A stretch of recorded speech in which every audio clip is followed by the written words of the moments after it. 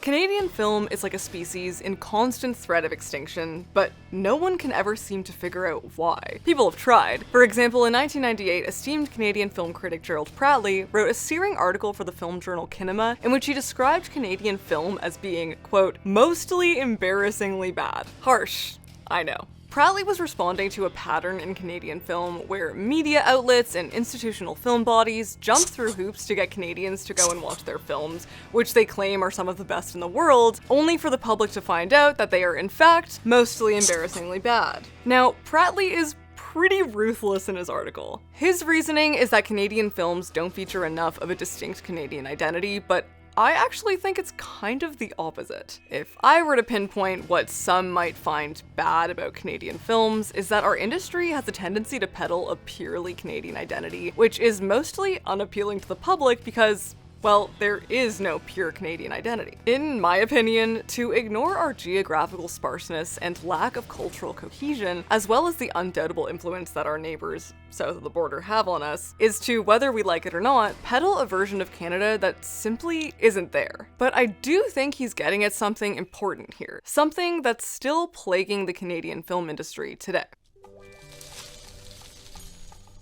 Every film industry has its share of good and bad films. Many of the films Pratley mentioned in his article are, in my opinion, actually mostly good. So were a whole number of films that came out just last year. If you were to try and tell me that Therapy Dog, The Maiden, Queens of the Qing Dynasty, Rice Boy Sleeps, or Brother are mostly embarrassingly bad, you'd just be straight up wrong. Each of these films is unique and culturally specific. They're experimental with their medium and push the limits of what filmmaking can do, but they're also emotionally resonant and profound. So if Canadian films aren't mostly embarrassingly bad, what is it? Well, have you seen the films I just mentioned? Maybe the better question to ask then is, why is no one watching Canadian film?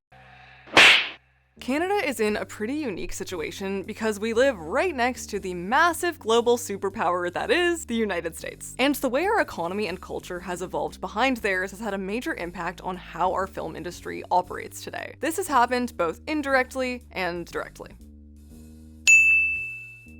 In the indirect sense, the US is like an older, intimidating sibling, and Canada is like a teenager going through its perpetual awkward phase. Meaning that as a country, we are constantly going through a crisis of identity, which has trickled into the way our films look and the way that they're received. From a cultural standpoint, we were established as a Western country later than the US, so according to communications scholar Manjunath Pendakur, we didn't have as much time to develop an industry around storytelling. While the US was establishing its vaudeville tradition in the late 19th and early 20th centuries, Canada was mostly producing government-sponsored propaganda in an effort to boost European immigration into the country. As you'd expect, vaudeville and musical theater were way more appealing to people wanting to take part in the razzle-dazzle, which meant that Canadians like Mary Pickford, Norma Shearer, and Max Sennett ran to the US in search of bigger dreams, which they very much achieved. And then there was the Great War. The US figured out early on that film was the ultimate propaganda tool. Its propaganda films, produced by a committee established by Woodrow Wilson, peddled a distinctly American cultural identity on both the domestic and international fronts. This American identity became even stronger during World War II, when the US became a leading hegemonic power. And this was largely thanks to Hollywood. As Pendakur explains about the dynamic that this created, the American film industry has been a pioneer in setting the pattern for the one-way flow of cultural commodities to countries around the world. The American Film Producer-Distributor Combine, through their subsidiaries and investments, have also set the pattern in exporting the Hollywood-style film with all its attendant ideological ramifications as part of the structure of domination. Okay, in human speak, American cultural domination was spread by way of Hollywood. Pendakur calls Canada a cultural colony of the United States. And we can't separate cultural domination from economic domination. This is where the direct part comes in.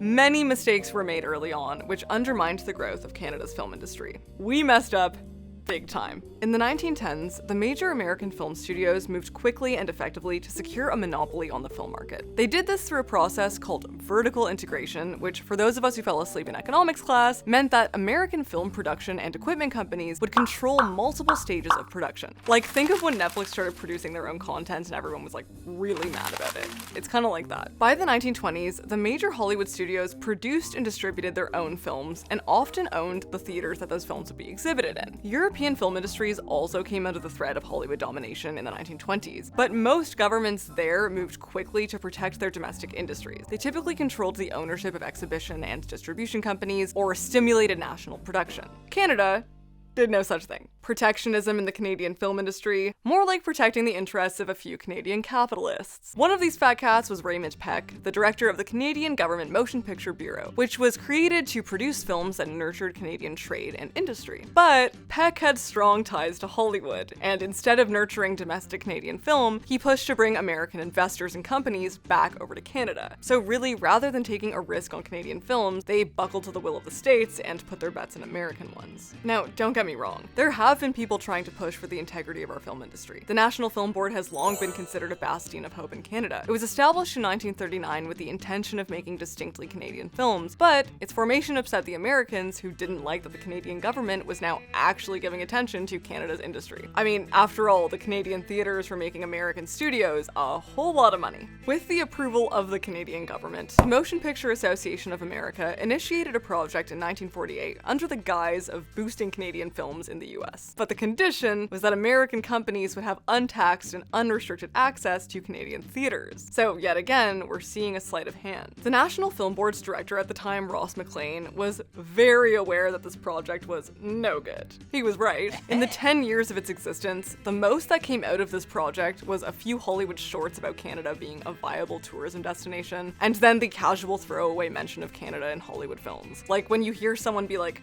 "The bandit? He ran away to Canada."